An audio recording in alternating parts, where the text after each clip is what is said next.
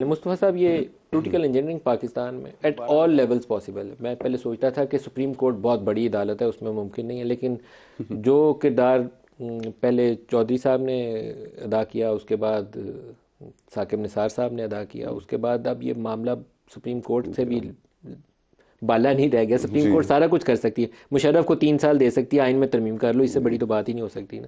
فیصلے جس طریقے سے وزراء اعظم کو نااہل کرنے کے خوشی سے اعلان کرتے ہیں، اس وزیر اعظم کو اکاؤنٹ ریسیویبل پہ نااہل، اس نے خرچ نہیں لکھا تو بھی نااہل، تو پراؤڈلی سینہ تان کے بتاتے ہیں کہ ہم نے اتنے وزیر اعظم گھر بھیج دیے. تو کیسے پاکستان کا نظام آگے چلے گا؟ پاکستان کا نظام اب آگے چل نہیں رہا ملک صاحب، اور افسوس کی بات یہ ہے کہ تمام political parties, stake holders lip service تو کرتے ہیں لیکن اس کو ٹھیک کرنے کے لیے بھی کچھ نہیں کر رہے. اب اس وقت پاکستان کو جن ریفارمز کی ضرورت ہے، اب پاکستان واقعی اس جگہ پر آ کر کھڑا ہو گیا کہ اس سے آگے مزید اس طرح نہیں چل سکے گا، اور ہمارا سوشل کانٹریکٹ، اس کے اوپر جو جس کو ہم آئین کہتے ہیں، جو عوام اور ریاست کے درمیان معاہدہ ہے، وہ کمزور ہو چکا ہے. جو اداروں کی سینٹٹی ہے وہ ختم ہو چکی ہے. آپ فار ایگزامپل سپریم کورٹ کی بات کر رہے تھے، آج پورے ملک میں کس شہری کو اس ملک کے نظام انصاف کے اوپر اعتبار ہے؟ کسی کو نہیں ہے.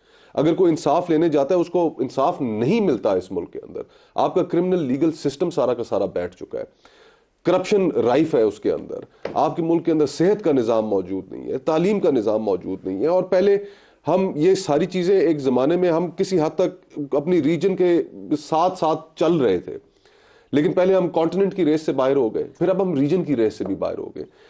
اور یہاں پر ہماری جو گفتگو ہے وہ صرف دائروں کے اندر چل رہی ہے. اور آج بھی کہ یہ فلانا لاڈلا بن گیا، اس کو نکال دو، یہ منظور نظر ہو گیا، اس کو لے آؤ، اور وہ اب ہمیں پسند نہیں ہے، اس کو نکال کے پیچھے کر دو. کب تک آپ اس طرح؟ 25 کروڑ لوگوں کا ملک ہے.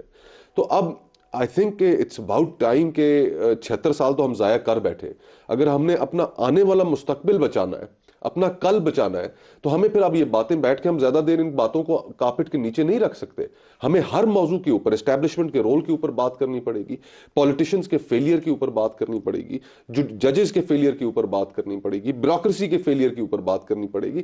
جب تک ہم ان چیزوں کے اوپر گفتگو نہیں کریں گے، ہم ان غلطیوں کو ایکسیپٹ لیکن نہیں کریں مصطفیٰ گے. صاحب، آپ حل کی توقع کس سے کریں؟ نواز شریف 3 دفعہ اس ملک کے وزیر اعظم رہ چکے ہیں، اور چوتھی دفعہ لاڈلا بن کے ان کی پارٹی خوشیاں منا رہی ہے کہ چوتھی دفعہ انہوں نے وزیر اعظم بننا ہے. وہی طریقہ کار ہے جو آئی جے آئی کے وقت 1990 میں اپنایا گیا تھا. 2024 کے لیے اسی طریقے کے اوپر تالیاں بجا رہے ہیں. پی ٹی آئی نے 2018 میں جو پہلے 10 سال پالیٹکس یہ تھی کہ یہ چور ڈاکو ہے، میں صحیح کام کروں گا، پی ٹی آئی نے بھی آئی جے آئی 2 کے طریقے سے حکومت لی. تو اگر یہ طریقہ کار ہے تو نواز بہتری لائے گا، عمران لائے گا، زرداری صاحب لائیں گے، وہ کون ہے جو آئے گا تو بہتری لائے گا؟ دیکھیں کس کی طرف. اب یہی ایک بہت بڑا المیہ ہے جی کہ میاں صاحب کا ایک، اور ہر سیاستدان، ہر فرد ایک ارتقاء کے عمل سے گزرتا ہے. آج میری جو سوچ ہے آج سے 10-15 سال پہلے نہیں تھی، نہ ہی حافظ صاحب کی، نہ ہی آپ کی، نہ محسن بھائی کی. ہم ایک ارتقاء کے عمل سے گزرتے ہیں، اور اسی کو شاید غالباً میچورٹی کہا جاتا ہے. تو میاں صاحب کے پولیٹیکل کیریئر کے اندر یہ ایک بہت بڑا المیہ ہے کہ وہ واپس 90 کی دہائی میں چلے گئے. جو ووٹ کو عزت دو کی گفتگو تھی، جو سویلین سپریمیسی کی گفتگو تھی، آج وہ ان کے نزدیک میٹر نہیں کر رہی. مسلم لیگ نون کے نزدیک میٹر نہیں کر رہی. آج ان کے نزدیک جو میٹر کر رہا ہے کہ ہم نے صرف ہر صورت پہ اقتدار حاصل کرنا ہے، اور اقتدار بھی مکمل نہیں، اقتدار کے ٹکڑے حاصل کرنے ہیں. تو یہ ایک ڈائلما ہے.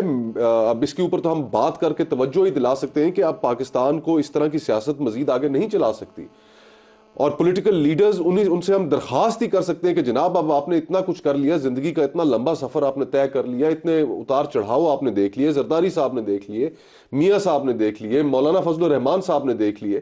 تو اب ملک کو اگر ڈگر پہ ڈالنا ہے تو آپ اپنی غلطیوں کو بھی تسلیم کیجئے، جنہوں نے غلطیاں کی ان کو بھی پن پوائنٹ کیجئے، اور یہ کم از کم اگلی آنے والی نسلوں کے لیے چھوڑ جائے کہ اب ہم مزید وہ غلطیاں کر کے پاکستان کو پیچھے نہ لے کے جائیں. لیکن ایسا کوئی رویہ نظر نہیں آ رہا جس رویے کی وجہ سے اور جس کی وجہ سے میں سمجھتا ہوں کہ سیاست سے لوگ بیزار ہوتے جا رہے ہیں.